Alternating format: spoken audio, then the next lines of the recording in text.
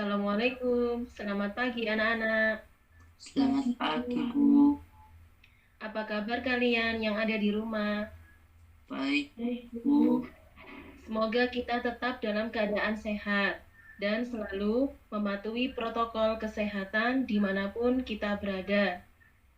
Sebelum memulai pembelajaran, kita berdoa menurut keyakinan masing-masing. Berdoa mulai.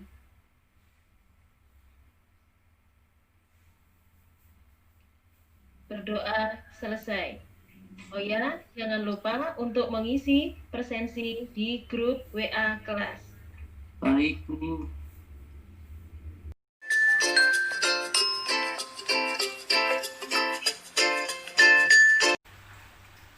Oke, pada pertemuan hari ini, kompetensi dasar yang akan kita pelajari menganalisis perkembangan kehidupan politik dan ekonomi bangsa Indonesia pada masa Orde Baru.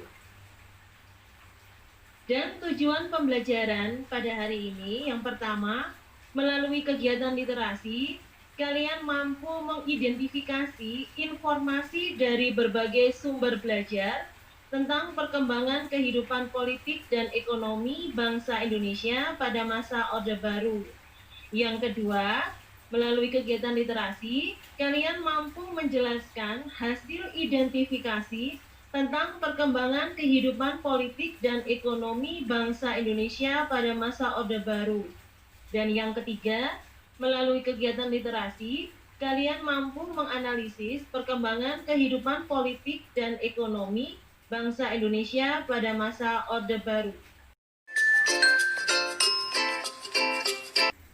Adakah di antara kalian yang mengenal wajah tokoh di gambar ini? Saya, Bu. Ya, siapa? Harto, Bu. Benar sekali, tepat. Ini adalah Bapak Soeharto, Bapak Presiden kedua masa Orde Baru. Orde Baru merupakan tatanan seluruh kehidupan rakyat, bangsa, dan negara Indonesia yang diletakkan pada kemurnian Pancasila dan UUD 1945. Dan tujuan Orde Baru adalah menciptakan tata kehidupan sosial, politik, ekonomi, dan budaya yang dijiwai oleh Pancasila dan UUD 1945. Landasan perjuangan Orde Baru yang pertama, landasan ideal yaitu Pancasila, dan yang kedua, landasan konstitusional yaitu Undang-Undang Dasar 1945, dan yang ketiga, landasan operasional yaitu ketetapan MPR.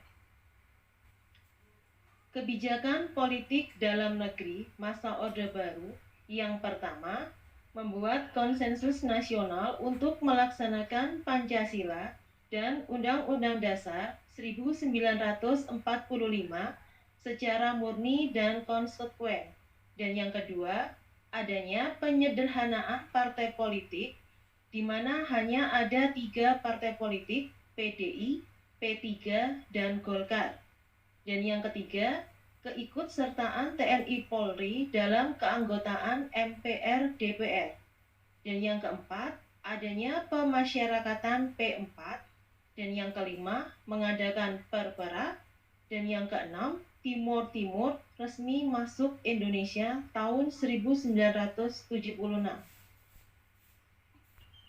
Kebijakan luar negeri masa Orde Baru yang pertama, Indonesia kembali menjadi anggota PBB pada bulan Desember 1966. Dan yang kedua, adanya pemulihan hubungan diplomatik dengan Malaysia. Dan yang ketiga, Indonesia menjadi pemrakarsa didirikannya organisasi ASEAN pada tanggal 8 Agustus 1967. Ciri-ciri pokok kebijakan pada masa Orde Baru di bidang ekonomi. Yang pertama, adanya pembangunan jangka panjang tahap ke-1. Yang kedua, adanya pembangunan jangka panjang tahap kedua. Dan yang ketiga, mengusahakan stok pangan yang cukup. Untuk selebihnya, kalian bisa membaca bahan ajar yang sudah Ibu share di grup WA. Trilogi pembangunan adalah wacana pembangunan nasional yang dicanangkan oleh pemerintahan Orde Baru di Indonesia sebagai landasan penentuan kebijakan politik, ekonomi, dan sosial dalam melaksanakan pembangunan negara.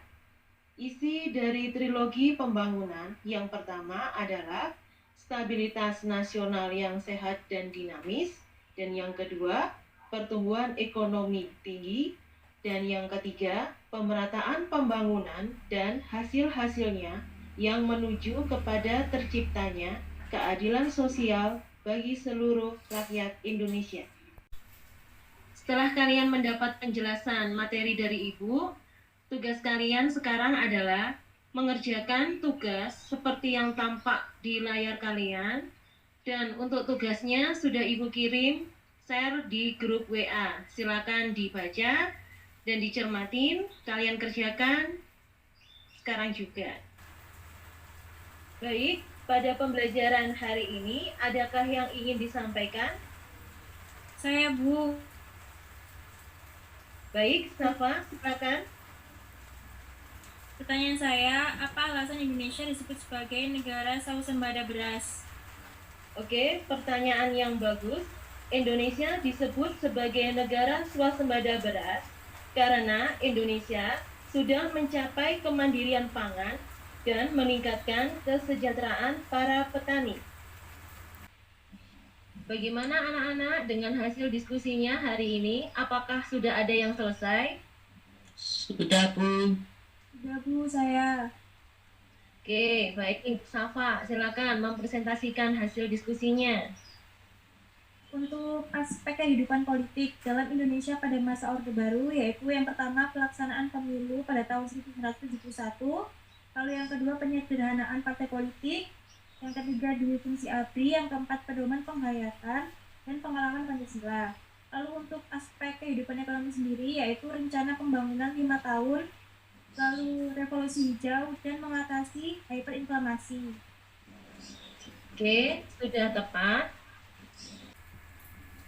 Untuk mengetahui sejauh mana kemampuan kalian tentang materi hari ini, maka kerjakanlah evaluasi yang sudah Ibu upload di Kuiper School Premium. Baik, Bu.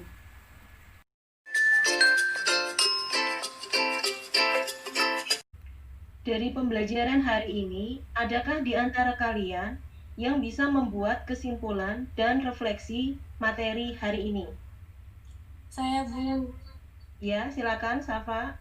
Untuk kesimpulannya, agenda pembangunan pemerintah Orde Baru dalam bentuk trilogi pembangunan. Lalu untuk refleksinya, belajar sejarah adalah perubahan ketika merencanakan sesuatu. Pasti belajar dari masa lalu dan mempunyai pandangan ke depan untuk ke arah yang lebih baik lagi. Oke, sudah tepat. Terima kasih, Safa. Demikianlah pembelajaran kita hari ini. Semoga materi hari ini dapat bermanfaat untuk kita semua dan tetap semangat belajar. Sampai jumpa di pertemuan berikutnya. Ibu akhiri. Assalamualaikum warahmatullahi wabarakatuh. Waalaikumsalam warahmatullahi Waalaikumsalam wabarakatuh. warahmatullahi wabarakatuh.